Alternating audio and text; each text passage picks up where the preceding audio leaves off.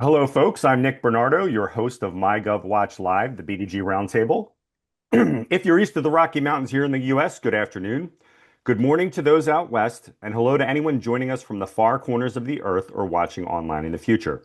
Today's Wednesday, March 18th, 2026. This series is brought to you by MyGovWatch. With a curated white glove approach, MyGovWatch delivers leads in more than 200 industries in a way that feels passive to you as the user at a fraction of the cost of legacy websites. Big government contracts do not start with a solicitation, but all roads lead to one, and your budget for hearing about RFPs does not have to be thousands of dollars per year. Start your 14-day trial today. And with us in a very special episode of MyGovWatch Live is our good friend, Jennifer Schaus. Hey, Jennifer, how are you? Hey, Nick, it's so great to be with you. Thanks so much for having me on your program. Welcome back. And you've been a co-host before, and we appreciate that. And obviously, we have some really exciting things coming up, not just with this event, but also with the in-person event next week. So we'll be talking about that at length. Folks, I'm just going to give a little introduction for Jennifer, for those of you who do not know Jennifer. Jennifer Schaus is founder of JSchaus Associates, based in downtown Washington, D.C. She's been at the helm in the mix of federal procurement for over 25 years. Jennifer and her team help companies of all shapes and sizes navigate government contracts, from market research to GSA schedules and post-award compliance. Additionally, the team curates training, webinars, and in-person events to facilitate the learning process. Follow Jennifer on LinkedIn or check out her YouTube channel with almost 1,000 videos and 10,000 subscribers. Get on her free mailing list with 40,000 other government contractors as well. Jennifer holds a BA from Towson University, as well as a leadership certificate from Cornell University and UC Berkeley. Jennifer, that's quite a resume. What is the most fun thing you do? The most fun thing I do is, let's say hot yoga. I don't know that everybody would call that fun, but it's fun for me. So completely different from Yeah. government contracting, and I love being in a room sweating even before the class started at 103 degrees Fahrenheit, and I think it's usually about 40 um, percent humidity. So yeah, that's fun. And here I thought you were going to say GSA schedule contracts. Uh, Maybe trying to go that's a out of the box. Yeah, maybe that's a close second. All right, Yeah. so for those of you who have been with us before, you know that this is an audience-driven event. So it's an event where you'll raise your hand and just we'll bring you on and you can ask a question about federal contracting, state and local contracting. Certainly subcontracting is a topic we'd like to talk about today. But so you can ask a question in two different ways. You can raise your hand, we'll bring you on with audio and video if you're not shy. And by the way, people in this event have ended up getting clients from it Okay. by engaging with us and coming on and talking a little bit about their business. There have been multiple occasions where I've had to put two people together because someone's frantically typing, "Hey, I really need to speak to this person." So don't be shy. Now, the other way, and Jennifer, can you see my screen share? Do you see my GovWatch? I can, Okay, yes. so I put a few links in the chat for everyone to see. Another way that you can ask a question if you're just a little shy or you're in a place where you can't really join by audio or video, if you join the GovCon RFP Growth Forum by MyGovWatch on LinkedIn, you could submit a question that way and we will answer it as well. And promotionally, anyone who asks a question in this session, raising their hand or posting it into the LinkedIn group, qualifies not for a 2-week trial of mygovwatch.com, but a 30-day trial at mygovwatch.com. So you're going to raise your hand, folks. And as you raise your hands, that will be the order in which we take your questions. And I'm certainly going to be asking Jennifer a host of questions about this exciting event that I will actually be attending next week. So I'm going to put on the screen just a little bit the sign up page for the event. So, Jennifer, let's talk a little bit about the subcontracting symposium. Obviously, you've done a lot of events in your career. Why this event and why now? Sure. Again, welcome to everybody that's here with us today. And again, thanks to Nick and thanks to my GovWatch. Yes, we put on a lot of events, webinars, again, to facilitate the training process for government contractors. And there's obviously a lot of options out there. The reason we wanted to put on the subcontracting symposium is because it's a popular topic. A lot of companies that are starting out in government contracting sometimes get fear of going direct. And so they feel that they can mitigate some of the risk by subcontracting, but they're not always sure how to do it. So we just wanted to educate audiences on the actual process, best practices. We'll hear from Nick in session 1 of the panel discussion, talking about using data and relationships. We also have a discount code for your audience, which gives you all a $30 discount off of the attendee ticket. The discount code is M for my, G for gov, W for watch, so MGW. So when you click on get tickets, if this is in fact live, and I'm not sure if you're able to click on get tickets, the orange button there over to your right. At the very top, then on the next screen where it says promo code at the top, you will put in MGW for MyGovWatch. Click on apply, and that will give you the attendee ticket there at the top. Now discount applied to $60. So we'd love to see you in person. If you just want the recording, you can get that as well. We would email that to you after the event. But we cover a lot of topics in the event, best practices. We'll hear from the primes directly. We'll talk about some of the compliance issues that as a subcontractor, if you're kind of going this path to mitigate risk by not going direct, you're still going to have FAR flow down clauses. If anyone's very, very new to government contracting, the FAR is the Federal Acquisition Regulation. It's going through a lot of changes right now, in my opinion, mostly for the better. But we will see how they all shake out. So let me stop talking and back to you, Nick.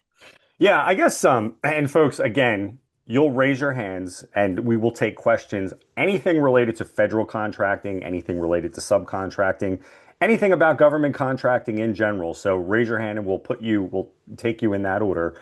But Jennifer, what goes into putting an event like this together? Like, somebody who attends an event, and I've been an attendee at an event, I've been a panelist, just like I'll be a panelist next week at your event.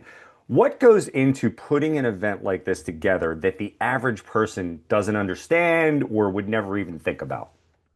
These are all the secrets behind the scenes. This is why I have gray hair and wrinkles. I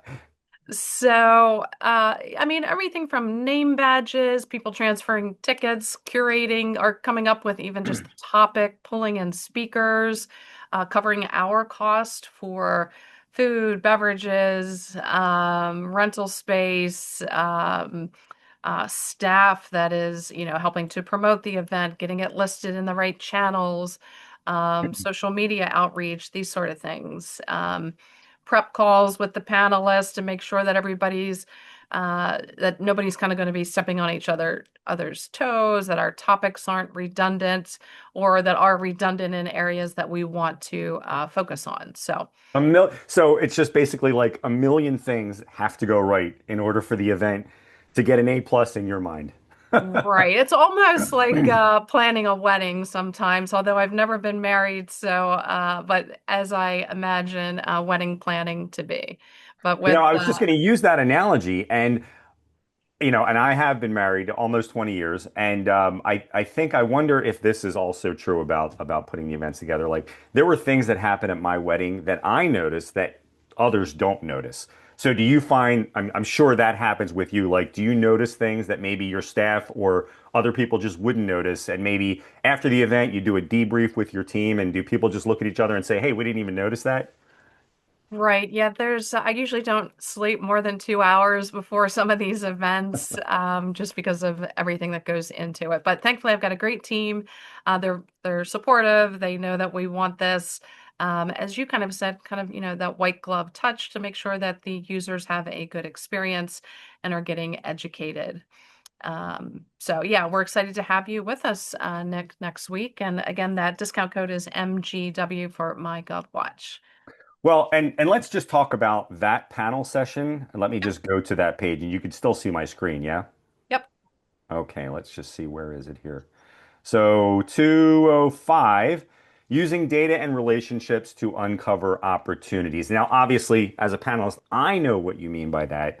But, a lot of people in the audience today are watching this video later and may not even understand, why did you even title that panel that way? Like, what is it about those two things that are important that made you title it or even have a panel around those two items? Sure. So thanks for the question. I think those are the two most important components of just kind of the sales, business development, capture process. Data should always drive your strategy. You can look backwards at data, looking at past performance of the primes to find out what departments and agencies they've had their most success. You can also look outward at procurement forecast from the actual government. So that's using the data and then just relationships. Who do you know and how can those individuals help you? And it's not just um, kind of a lateral motion, it's almost a circle. Who's in your orbit? And just using that Kevin Bacon 7 degrees of separation, how can you leverage your contacts to get to the right people, the influencers, the decision makers, and everyone else that's involved in that process? Yeah, so it doesn't surprise me at all. And so we have a question that's coming through the chat. So Evan, we're going to need you to raise your hand. And so you can either submit this question. And by the way, folks, the link to the LinkedIn group is in the chat. So you'll be able to find it there. The link to the event happening next Thursday is in the chat. You can find it there. So Evan, we're going to bring you on as a panelist so we can address your questions directly.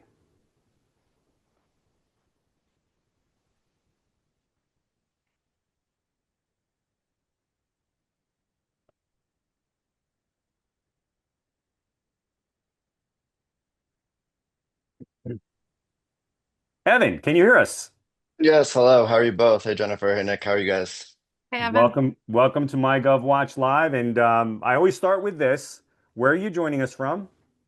I'm in Mexico City. I've been here for 14 years, but I'm originally from Boston. Fantastic. So I'm going to ask you a little bit about what you do before we get into some questions, but I'm going to put you on the spot. And Jennifer, I'm going to come back to you with this question as well. I like putting people on the spot a little bit. What is something that people say, like a figure of speech or something that they say incorrectly, that is like a pet peeve of yours? So, for example, when somebody says irregardless, I feel like I hear nails screeching on a blackboard. Can you think of anything like that? I would probably say the word My father always used to say, you know, stop saying and rather take a pause and think about what you want to say and continue your what you're trying, the point that you're trying to make. Little things like that, and that's a good one. So, Evan, for the benefit of anyone who's with us who doesn't know you, what do you do? So I'm the director of growth and partnerships for a digital marketing consultancy in San Francisco. We've been around for about 13 years. We deal with all sorts of clients from healthcare to technology to D2C commerce. Really runs the gamut in terms of our ideal customer profile. Okay. And what kinds of questions do you have for us today?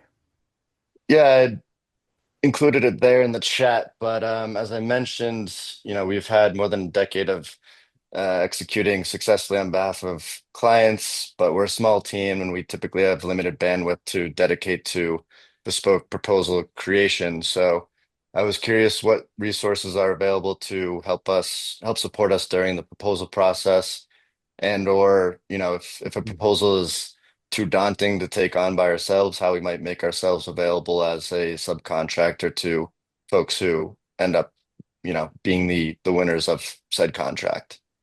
Yeah, let's start with the second part of the question first. And obviously, this touches on subcontracting, Jennifer. So I would just point out, like, first things first, you're in an industry where there are a ton of opportunities around subcontracting. So let me ask you a question. Um, your agency, are you always sort of the mastermind behind the solution for the customer, or is it true that sometimes you're providing one part of the solution? No, we typically take on the full scope of the services provided we take a more consultative approach to all client work. So Just based on our years and background of experience, we give a holistic solution to our clients, not just one part. And let me ask a different question then. Are there things that clients ask you to do that are just slightly outside of your wheelhouse or outside of the breadth of your services? Definitely. Yeah, for example, typically with marketing agencies, when it comes to things like asset creation or production needs, video, photo, etc., or the giant of SEO, which is in and of itself a beast to handle. We typically have partners that we look to support us in providing those services when needed. Well, I guess what I would say is that typically you would be a prime, right? Because there are a lot of government opportunities out there where they know they need a marketing partner, they know they need a rebrand, destination marketing. There's a ton of things like that on MyGovWatch. But typically you're going to farm stuff out. I can think of a useful example, and this is from someone in my past who reminded me that this is an opportunity where a marketing company could be a subcontractor.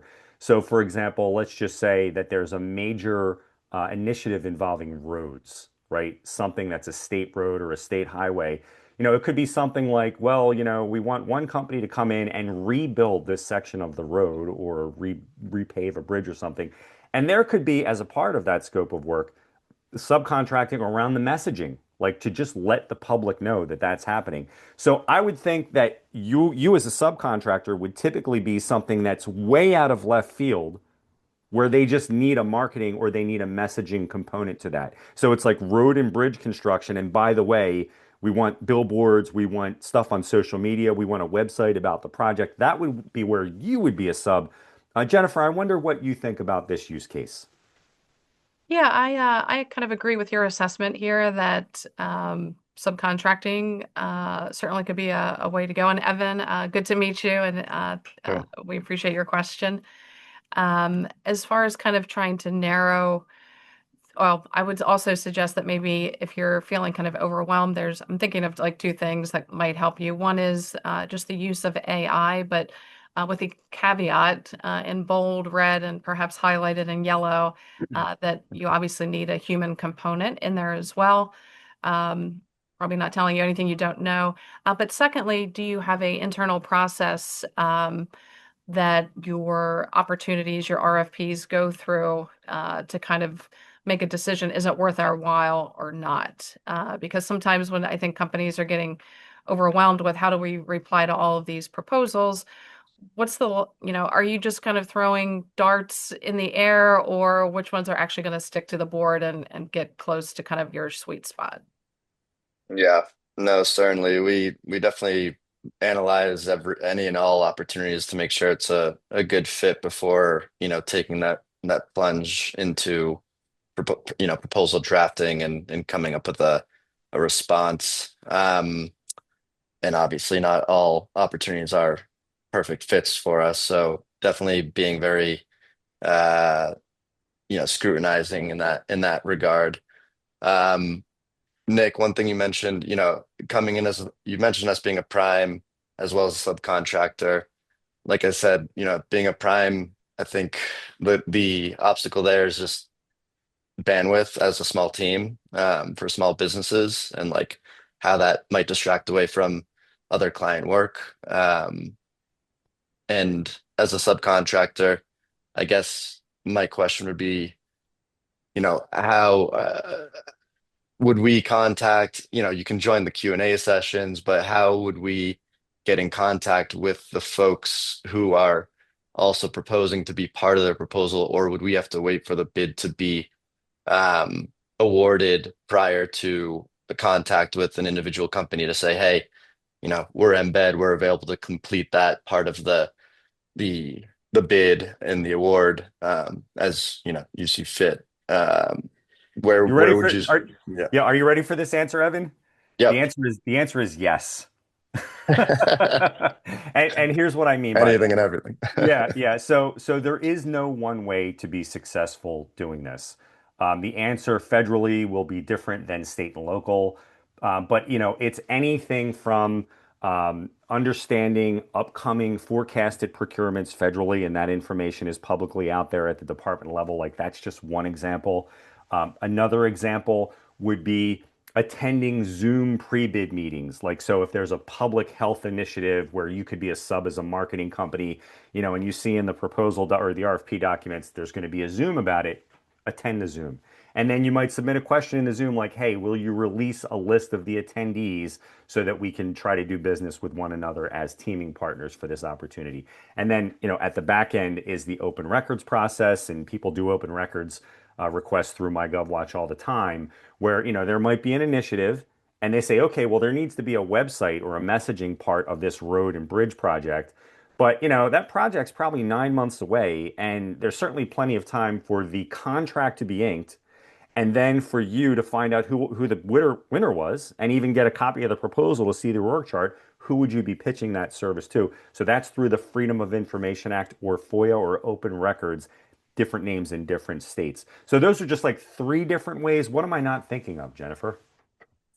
I feel like you've hit them. I was hoping that you would leave something for me to Well, add in here. you're going to lead the next question. Now I'm not going to steal your thunder a second time. Okay. Well, I Uh, appreciate it, but oh yeah, go ahead, Jennifer. It looks like you have something else to no, say. just I'm just kind of gonna add some muscle to my previous answer to you, which, as far as you said that you guys do have an internal process for evaluating opportunities. Is that formalized? Or do you give a number to kind of each question that's kind of in your list? Meaning, if the opportunity is over, let's say $500,000, do you have a relationship with somebody on the inside? Meaning, did you know that this was actually coming out? And does your kind of list of are we going bid, no bid, questioning, does that also include pricing? Because as a subcontractor, typically your rates are just going to be dictated to you by the prime. Um, and so it can be at times unfavorable. However, if you do it with um, the mindset of kind of it's a strategic move, meaning that you get the relationship with the prime, you get your people potentially, um, as we say, butts and seats at the department or agency, and then think of it as a growing year, and then the following year the rates get increased potentially. So there's obviously a lot that kind of goes into that questioning. So I'm just curious if you're, and not to put you on the spot so you don't even have to answer, it's just something to think about. Like, how formal is that internal process for you guys? Yeah, it's certainly not as formal as you outlined just there. I think it's more just a gut feeling and my own internal review with some of the VPs and the CEO to sort of checklist looking through the scope of work, like based on our past experience, how well do we or how confident do we feel that we can execute on what's being asked of us here. And if there's plenty, abundant amount of resources and case studies that we can speak to, like as you were mentioning before, the data. um, that's obviously a huge help and lift into any proposal or bid reply. So it's more of a gut feeling than a formalized internal process, but it's good to hear the way that you're thinking about it. Yeah. Another way to think of this, Evan, and this is something that our other marketing clients who use MyGovWatch, this is something they report. They report that there are too many opportunities for them to respond to realistically in a given month, right? Like the volume of opportunities across the country, federal, state, and local, where somebody knows they need a rebrand, knows they need a marketing partner, knows they need an advertising campaign, whether it be on social or traditional print media. Um, there's just so many opportunities. It's like you may even think about reverse engineering, like what resources are you willing to devote to GovCon and say, okay, if we have a proposal writer and this person is putting together, 6 proposals a month, one of them is going to be GovCon, and let's just start from that premise and then figure out like which one this month is going to be the one that we submit in GovCon, if that makes sense. For sure. No, definitely does. Follow-up questions. From myself? Yeah, if any. And by the way, you're certainly welcome to stay as a panelist. You can go off audio and video, and you can come back on if there's another question that moves you. Okay. Yeah, no further question related to this matter comes to mind.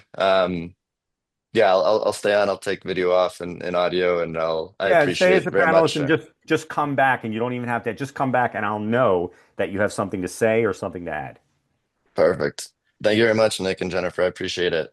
Thank you. Mucho Thanks for gusto. joining us. Yeah, thanks. All right, so Jennifer, let me ask you the same question that I asked Evan. What is Yeah. a figure of speech that just grates on your nerves?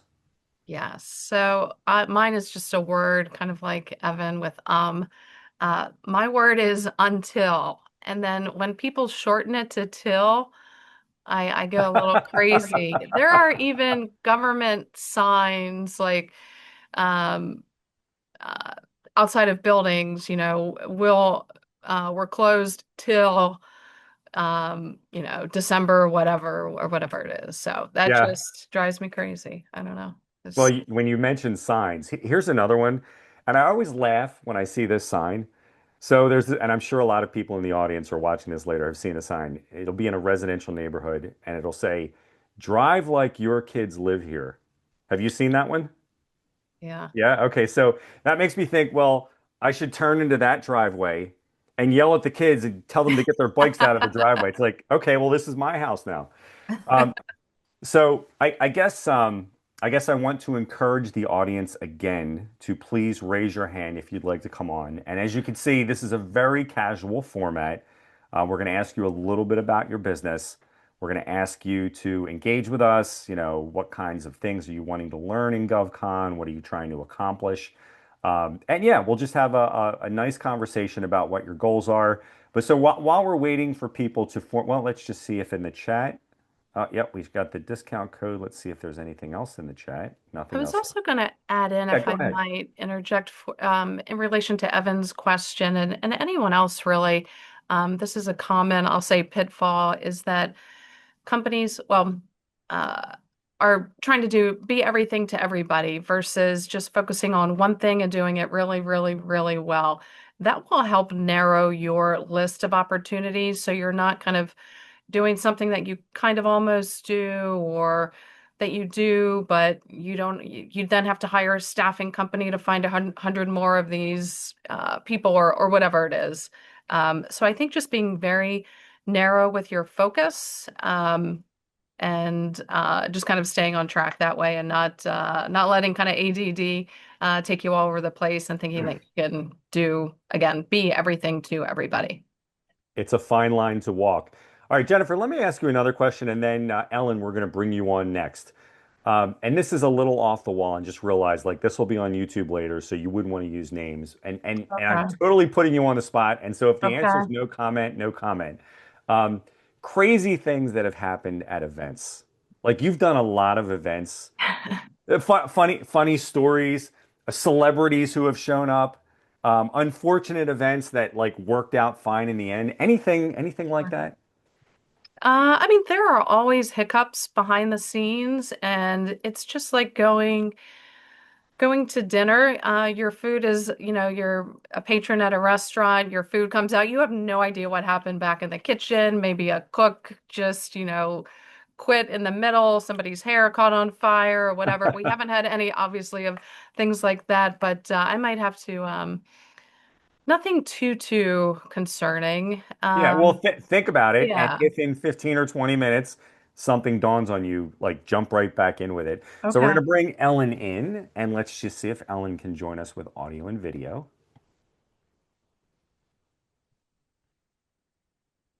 Okay, audio. Yes, we have your audio, Right, video. Got and it. we have Okay. your video. All And right. am I mistaken? Is it Dr. Ellen? Yes. Yes, Yes, I I'm a remember our chiropractor. conversation, Dr. Ellen. Thank you for joining MyGovWatch Live. What do you do, and where are you joining us from? So I am a chiropractor in Arlington, Virginia. We are so close to DC, I can walk and often do to the Washington Monument. So we're very close in here to DC. And I have an office that is chiropractic, massage therapy, acupuncture. but I also have done corporate wellness on-site events and create a lot of content and material that is health and wellness, stress management, stretching, ergonomics. I mean, I've been a chiropractor for over 35 years, so I can start talking and not stop. All right. Well, And I have two questions before we go sure, further. One, did you buy your ticket to Jennifer's event yet? It's that's just in Reston the one next coming Thursday up.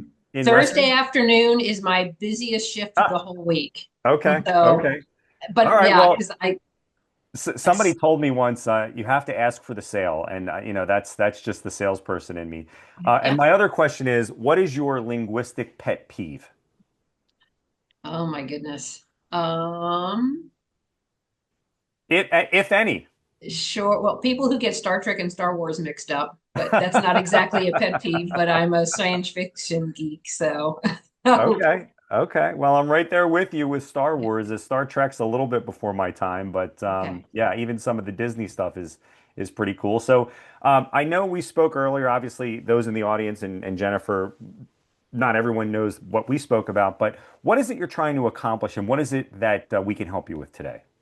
So when you were speaking with Evan earlier, that was kind of I'm in a similar position, although because I'm looking more for on-site government opportunities because we are so close here. I want to take advantage of that. I guess it doesn't have to be that. I'm looking to expand my team to as far as chiropractors, which will free me up to do um, more of this sort of thing instead of chiropractic is a very physical thing as a chiropractor. And after all these years, I still love working, but I want to take care of my body. So that getting more into government contracting, but I need help because it's overwhelming. I've got my SAM.gov. I've got my SWAM certification.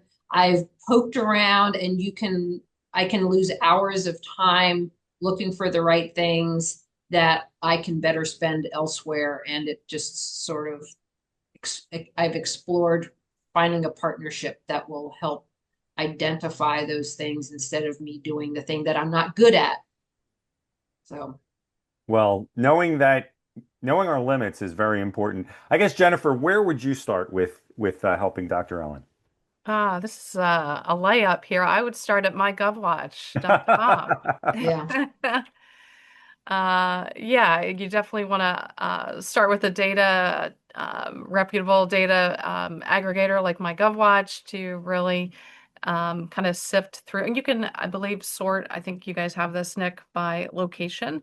So you want to then, it's almost like a process of elimination, kind of like going to the doctor's office. Well, you don't have this, you don't have this, you don't have this. We're going to do another test for this. So you start with a broad universe and narrow it down.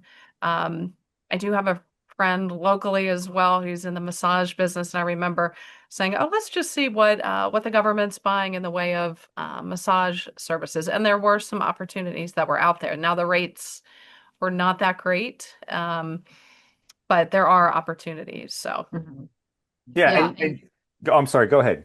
I was just saying, so, and my thought is not so much the physical performing things that we do. It's the supportive health and wellness informational Yeah. capacity, especially. And I think this is something that needs to be said, and I'm sure this will come up next week, Jennifer.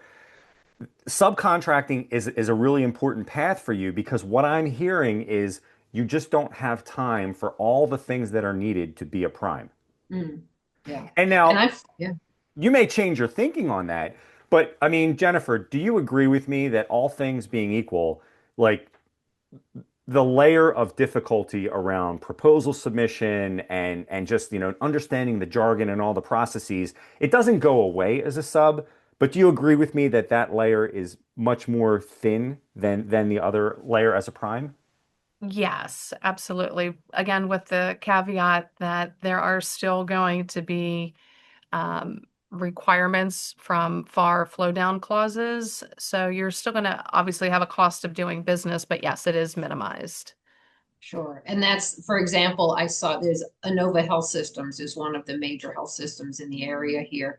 And I saw how they successfully got a contract And I know they're always looking for fresh, good content and people to present things. And I'm that person. It's sort of, it's finding those subcontracting opportunities also. And just, I don't mind somebody else doing all the setup legwork for that, at least at this point. Yeah, so subcontracting is definitely where you would spend a disproportionate amount of your time in government contracting, marketing endeavors, because like it feels more like a private sale, right? It feels less like a sale to the government and it feels more like two businesses doing business together. And so I would just encourage you to spend more of your time in that avenue, identifying, especially in the DC area, there's got to be a million things going on involving wellness There. programs and on-site this and on-site that. I see it in some of the sample data that I sent you, I guess, yesterday. And that's, federal, state, and local, but certainly just federal could keep you very, very busy. Yes.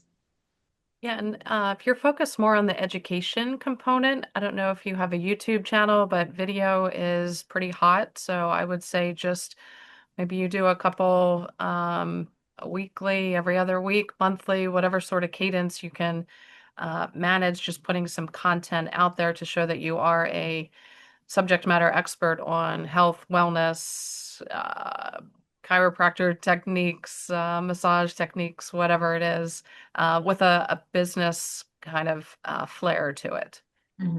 Okay. Um, So follow-up questions, Ellen. I realize we're just sort of giving you some general information. Like what burning question or questions do you just really feel like, if we could just focus in on one area of subcontracting or prime contracting? Well, and I guess I believe I'm still leaning towards somebody helping me. I mean, that's your business, right? You help entities identify these things. But I get random texts from strange numbers. I get emails, and everybody, of course, has this. They're try to be that person to you, and it's impossible to sift through legitimate entities and opportunities and ones that might be shady. So Yeah, there and yeah, we should definitely cover this. There's a lot of companies that are doing something legitimate that just feels predatory in GovCon because they're just preying on the fact that something is really complicated and hard to understand. And if you just spend some time figuring out, like creating your SAM.gov or renewing your SAM.gov, you could ultimately figure it out. And there are a lot of companies out there that are just trying to provide you like with the bare minimum and just get a payment.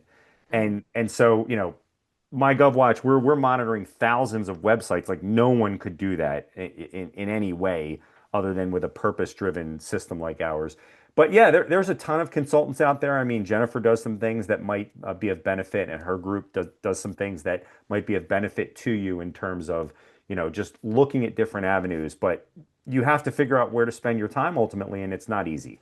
sure. And then which then is where we spend our money. So uh the next question is what do you anticipate, what is a good thing to anticipate as far as percentage for a service that does that assistant? Is it per job? Is it a percentage? Is it a dollar amount? Is it a monthly membership fee? How does something like what you do work from a financially, which maybe you were going to cover that at the end anyway, but Yeah, and our pricing is right on the website. It's $100 a month nationally to hear about leads, federal, state, and local, all over the country. $59.99 regionally, up to 6 states. But that's really just the beginning, right? So what we don't tell people is like MyGovWatch is not the only thing you need. It's a very easy thing that most people, not all, most people wanting to be in GovCon, most people need a data aggregation solution. And so that we're just one part of the solution. And so then you need to figure out like what other resources do you already have in-house? For example, do you have a salesperson? Do you have somebody who can write proposals? no, that would be me and Yeah. ChatGPT. Yeah. I mean, if you're comfortable with chat, I mean, and Evan mentioned this earlier, there's a ton of emerging tools. We don't have a promotional relationship with any, so you can just Google around and you'll find tools that are purpose driven for proposal writing. But there really is no silver bullet. It's just like how much time do you want to spend in a month on this, and then figure out what is the best use of that percentage of your time. Yeah. Okay. yeah. Other thoughts, Jennifer? Ellen, I would say if you're in Arlington, if you have not done so yet, I would contact the Virginia Apex Accelerator. Every state has something called an Apex Accelerator. I don't Okay. like our person. I Okay. get off of phone calls and I'm paralyzed and overwhelmed, and her tone of voice is like she's got a gun to her head to sit there talking to me. Okay. So, and it's like 3 months to get in with her. So, yeah. So there's and then, also, go ahead, Jennifer. SBDC's Small Business Development Center. There's one there's several actually in Virginia. Also SCORE. The local SCORE in DC is run I by, have a mentor. okay. Yeah. And Arlington Economic Development they're Right. pretty active here as well. So Yep. it's Yeah. just like it's like, yeah. Yeah. Okay. Well, you're It doing all sounds the like right things. I wonder if you agree with this statement, Ellen. And this is true whether or not you were to like sign up for a subscription for MyGovWatch or not. Um, you feel like you need a person who just takes it and runs with it. I feel Yeah. like that's what I'm hearing. Yes, because Yeah. everybody else can lead you to the table, but nobody does that. It's like that extra step, and there's only so much of me to go around. So I need Yeah. that extra step because clearly There, I'm connected with these things that Jennifer just mentioned, and yeah. yet here we are.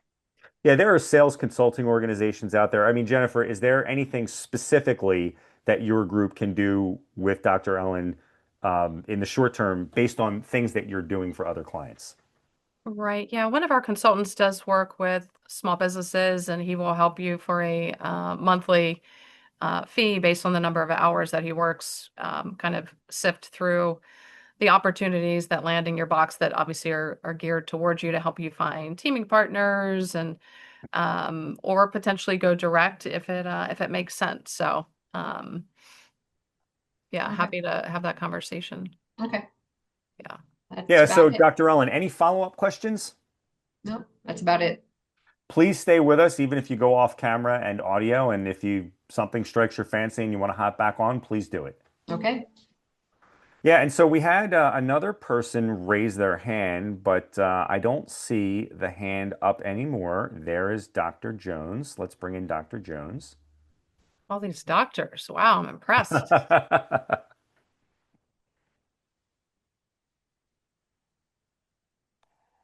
Hello. Dr. Can you Jones? guys? Hi, can you guys hear me? Yes, ma'am. Welcome to my Okay. GovWatch Live. Where are you joining us Thank from? you. Oh my God, I'm in Atlanta and I'm with my mom and I'm on vacation slash work trip for my mom. I want to get with Dr. Ellen because I'm in the same situation. So the name of my company is Numbers Matter.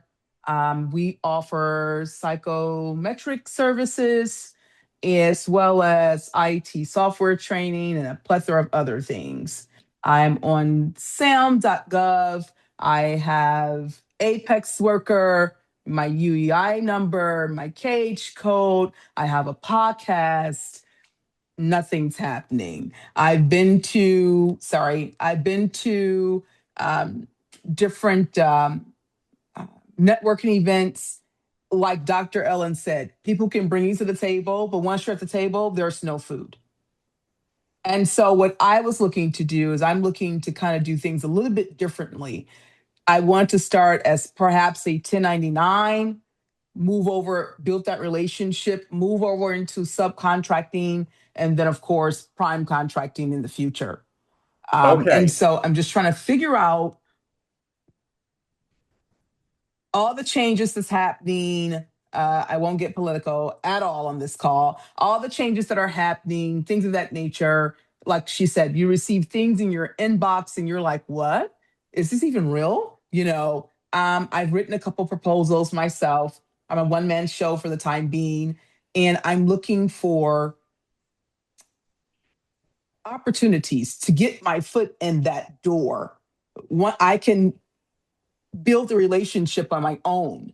I just want you to open the door for me so I can walk through that door, Okay. show what I'm made of through the work that I do, and go from there. Okay. And obviously you said a mouthful, and I'm just trying to digest all of it and parse it together. Mhm. So Do you have an LLC or a corporation now that you formed, or is this a new business? It is. I've been in business for 2 years, Okay. Okay. and it's And called Numbers Matter LLC. numbers. Okay. And your core capabilities are, once again, like, what are the main things you do? Psychometrics, Okay. And IT soft, so for the person in the audience who doesn't know what that is, just a little bit of color on what that is. looking at data from a psychological standpoint, being Okay. able to look at data and use different statistical methods in order to derive at certain answers before you make those informed decisions to implement the change in the workforce. So, for instance, creating your surveys and designing your tests and saying, hey, this is how 50% of the population will answer Mhm. according to personality traits, etc. Well, let me give you this advice, and this is certainly not in the vein of federal contracts, but I would say in your case, I would tend to want to start maybe lower down in the food chain, like local contracts. I There- did. I have. okay, okay. So, are you familiar with something called the state purchasing threshold? I am. Okay. All right. So have you done any marketing or any work to identify, like in your state and surrounding states, what the purchasing threshold is and like how can you pitch your services below that threshold in that state to identify needs that local governments may have where they need what you have to offer and they can hire you as a consultant where it doesn't have to go out to public bid? I have, and I've talked to some people, but a lot of hands are tied. It's a lot of let's get back with you, call us back in 4 months, things of that nature. And so I'm like, okay. Yeah, there's a fair amount of stick-to-itiveness related to all of this stuff. And how does that sale compare with your private sales? Like, how many clients do you have today? I'm still working on that. Okay. None at all. I'm still Okay. working. Now, I get it. Granted, things take time.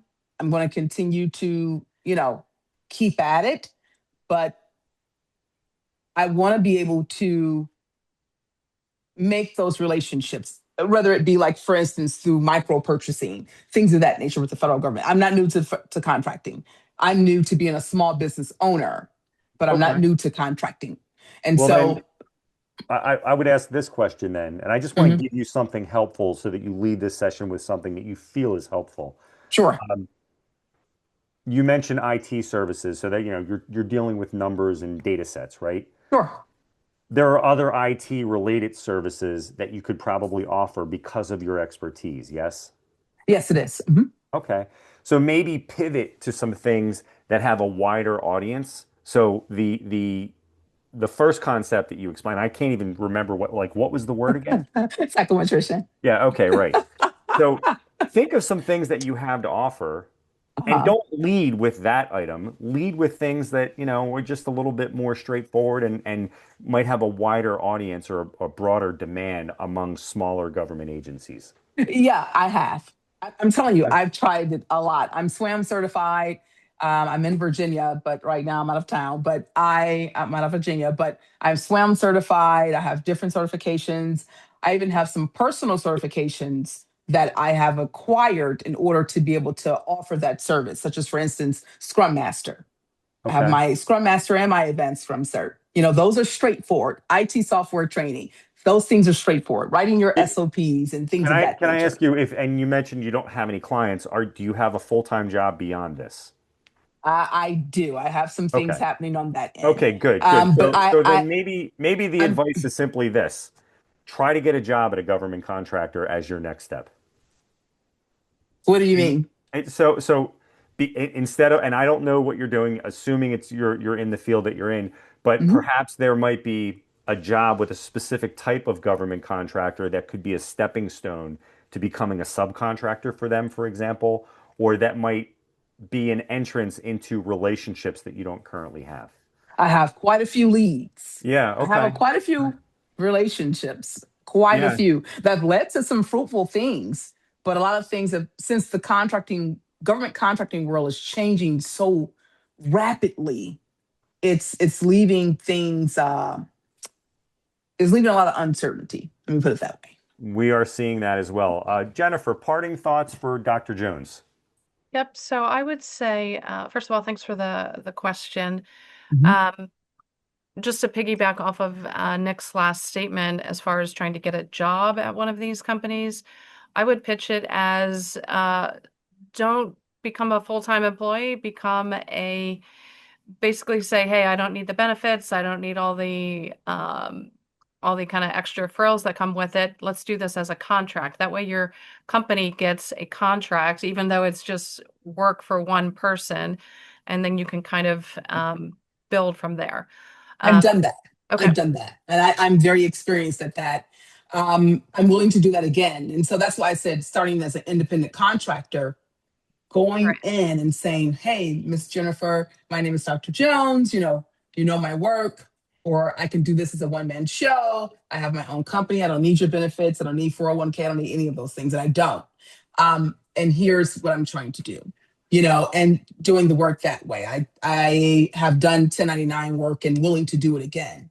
And I Right. can get my foot in that door and then go from there. So I have a few Right. things on the table, but again, it's leading to so much uncertainty, as in, government contracting is right now. It's very Yeah. So, complex. so Right. And I'd also, go ahead, Jennifer, please. I'd also say, I mean, if you don't have a list of 20, 30, 40, 50 companies that are in this psychometrics, if that's correct, Mhm. I would use the GovWatch data to download and search for those companies, look at where they've worked in the past, what agencies, departments, where does that align with what you're doing? Look at their rates if you're able to, if they maybe have a GSA schedule, you can pull down their price list.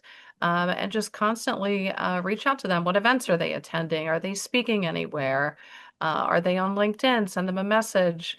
Register on their website as a small business Doing that subcontractor. too. And it's just a process. It's repeat, rinse, repeat, rinse, repeat.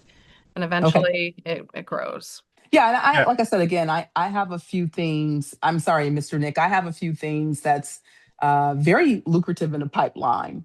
So I've done some homework. I just want to see what you guys could offer that would be new. Yeah, I will just say this, like this happens every once in a while where it's hard to know like what is the next thing that we would recommend, and you're having difficulties, and it's a question of like, is it what you're offering? Is it how you're offering? Is it who you're approaching it? I just put my email address in the chat, Dr. Jones. So I would encourage you to reach out to me directly and let's just like start a conversation. And I'm happy to trade emails like just whenever and just give you just different ideas and like, have you done this? Have you done that? And let's just continue to talk.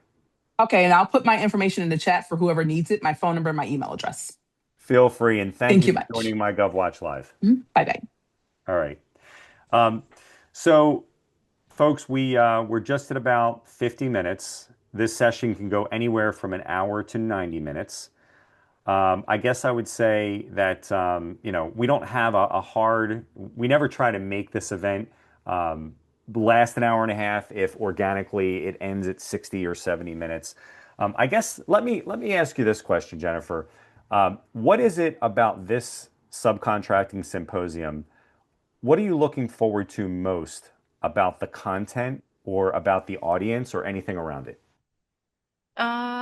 I just think all of it. I think it's a popular topic, particularly for companies that are just starting out and have tried to go direct and didn't have success. Government contracting, particularly at the federal level, is uber competitive. It's a very, very long sales cycle. It's process driven, meaning everything I just said in the last answer, as far as do your market research, come up with a list of companies, and it's a numbers game. It's sales. It's grit. It's rinse, repeat, do it again, day in, day out.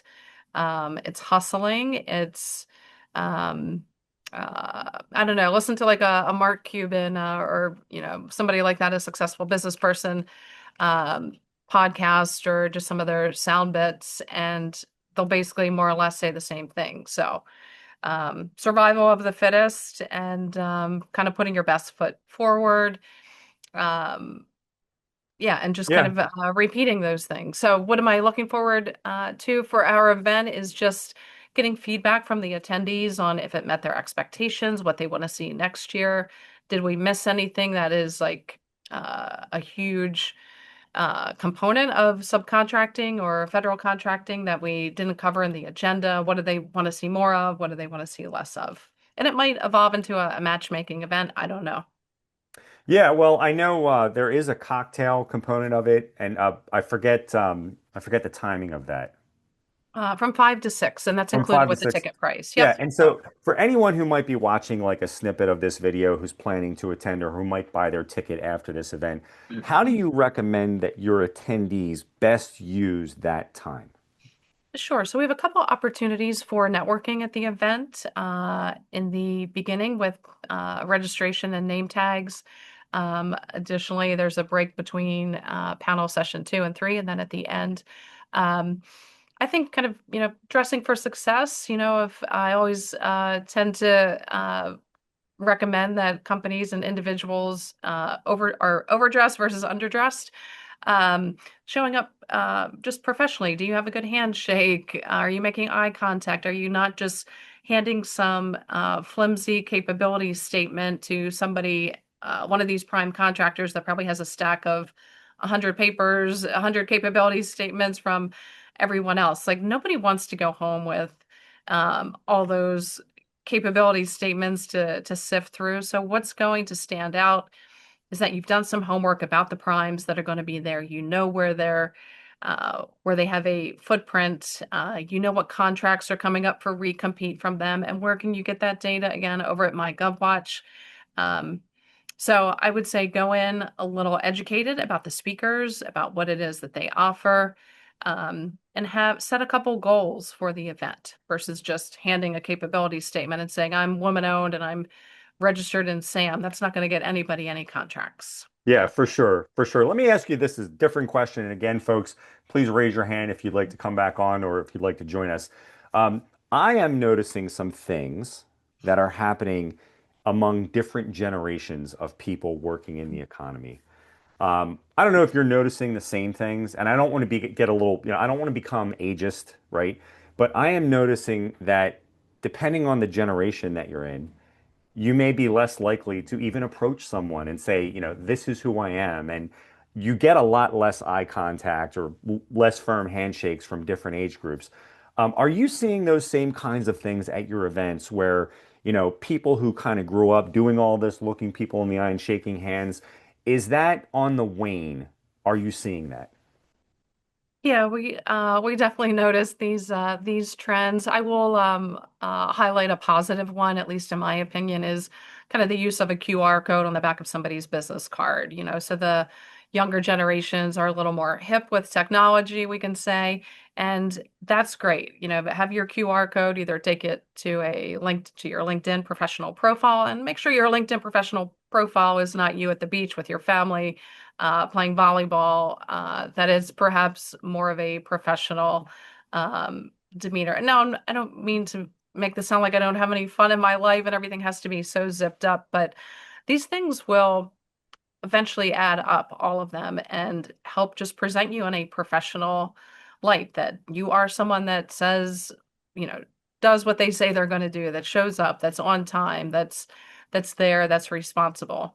Um, so, Yeah, yeah, I mean, and I just want to take what you said and kind of take it a little bit further. I feel that all of these things taken together means that anyone, in their 20s or 30s starting a business or representing a business either as an exec or as a salesperson in business development, like there's just an inherent advantage to putting yourself out there and being aggressive and showing up, particularly at in-person events like the one happening next Thursday.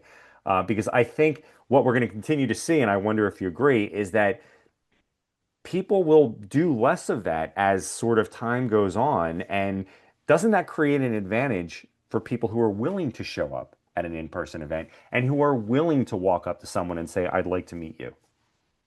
yeah, absolutely. I mean, we're going to have multiple prime contractors there. So when you show up in person with the eye contact, with the handshake, dressed professionally, and you've done your homework and you say, hey, Miss GDIT, I see that you guys have a contract coming up for a recompete at Department of Agriculture in June of 2026.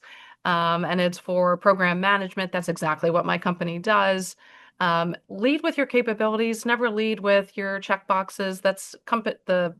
The primes and the government have a plethora of companies that have all the check boxes, the women-owned, veteran-owned, HUBZone, 8A. What they don't have are companies that are capable, qualified, and that, again, do what they say they're going to do, show up, and are there consistently. So it's almost that simple, actually.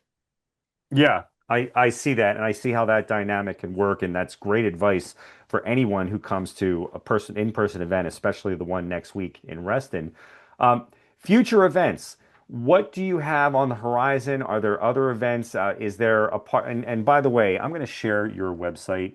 Let me Yep, just our do event that. section is not current, so the best thing to do is really just get on our mailing list, which is free, and that will keep you abreast of what's coming up.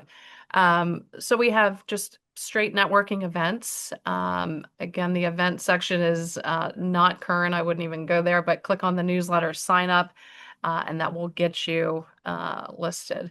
And, Um, and I'm going to put the newsletter sign up in the chat while we're talking here. So, but yeah, so are there any events that you're thinking about doing like that you can disclose? Oh, yeah. So in May or June, we've got a networking event where we usually have about 350 to 400 government contractors. It includes government agencies as well. So we have the OSDBUs and the OSBPs. If anybody doesn't know, OSDBU is Office of Small and Disadvantaged Business Utilization. That is for the civilian agencies, and then the defense agencies have um, the OSBP's Office of Small Business Programs. That's May or June. We'll have a date after this event finishes next week. We also have another networking event in December. That we'll pick a date probably again after this after next week comes to a close. And then we have a compliance event, government contracting compliance. We call it Comic-Con. That is October. I want to say 26, but I think the 26 is just in my head because of, let me pull it up here. May, June, July, August, September, October. I think it's the 23rd, if I'm not mistaken. So again, if you're on our newsletter list, then you'll find out about that. And we're always happy to give the MyGovWatch subscribers or anybody that's here listening a discount code. Again, for Thursday subcontracting event, it's MGW for MyGovWatch. That gives you a pretty generous discount for next week. That's fantastic, and thank you for doing that with the discount code. I'm going to ask you one more question, Jennifer, about the event, and I'm just going to sort of say like last call. So we have plenty of people still in the session with us, but if you have a question about federal contracting, federal subcontracting, like now would be a great time to raise your hand. I can't tell you how much information and knowledge Jennifer has, and what I might be able to add to that if you just raise your hand and come on with us. But my last question, Jennifer, before we let the event sort of wind down, is people who are panelists at your events. Like, I'll be on a panel next week. Where do they get it right, and where do they get it wrong? Right? Like, so what are some things that you see that presenters do that makes them really good at being in front of your audience? And, if it doesn't work out so well, why does that happen?